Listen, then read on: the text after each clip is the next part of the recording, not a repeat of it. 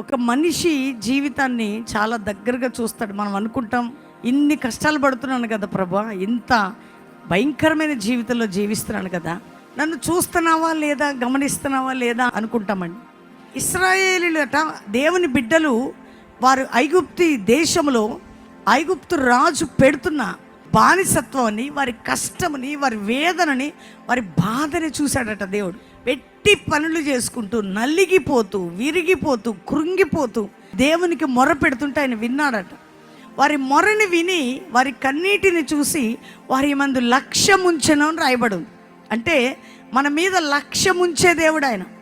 వినే దేవుడు, చూచే దేవుడు, జవాబిచ్చే దేవుడు మన దేవుడు. శ్రమని చూచే దేవుడు. శ్రమలో నువ్వు పెడుతున్న వేదన మొర్ర వినే దేవుడు. చూడండి, ఆదికాండం 16వ అధ్యాయం 6వ వచనంలో తన యజమానురాలైనటువంటి శారా ఆ యొక్క హాగర్ని శ్రమ పెట్టితే ఆ శ్రమలో నుండి భయపడి పారిపోతా ఉందాం.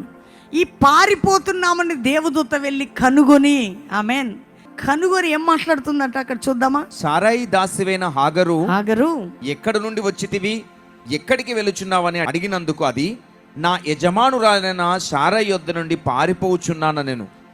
అప్పుడు యెహోవా దూత, నీ యజమానురాలి యొద్దకు తిరిగి వెళ్ళి ఆమె చేతి క్రింద అణిగి ఉండుమని దానితో చెప్పాను. మరియు యెహోవా దూత, నీ సంతానమును నిశ్చయముగా విస్తరింపజేసేదను, అది లెక్కింప వీలు లేనంతగా విస్తారమగునని దానితో చెప్పాను. అంత అవసరం అండి దేవుడు మాట్లాడడం.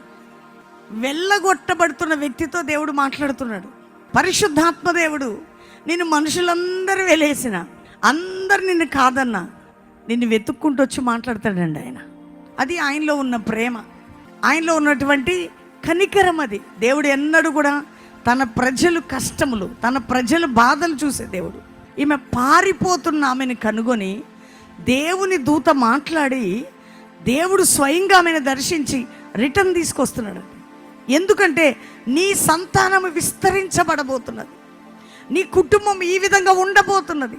చూడండి, మన భవిష్యత్తుని, మన జీవితాన్ని ఉన్నతంగా చేసే దేవుడు మన దేవుడు. కష్టంలో కూరుకుపోయావేమో, ఈరోజు శ్రమల గుండా ప్రయాణం చేస్తున్నావేమో, నిందల గుండా నీ జీవితం ప్రయాణమై వెళ్తుందేమో, ఎటు తోచని స్థితిలో ఈరోజు నా జీవితం ఏంటి, నా కుటుంబం ఏంటని అనుకుంటున్నావేమో. కానీ నీ దుఃఖమును, నీ వేదనని, నీ బాధని, నీ కన్నీటిని చూసే